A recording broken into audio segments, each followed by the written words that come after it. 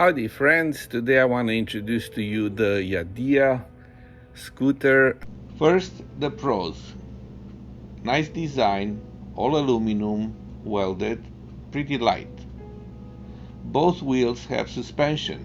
The ride is very smooth and you can jump sidewalks.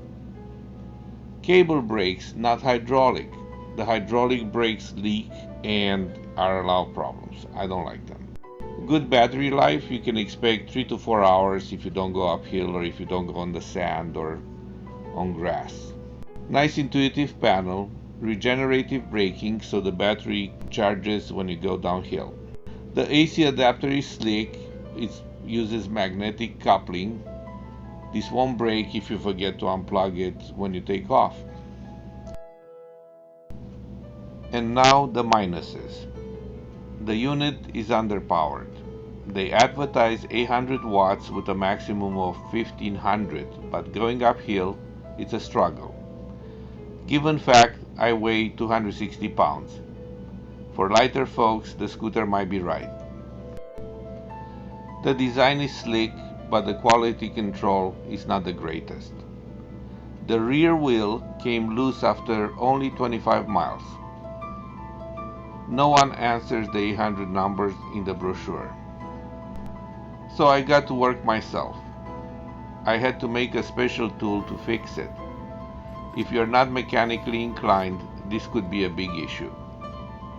I used American-made thread locker to avoid this happening again. Let's hope this works.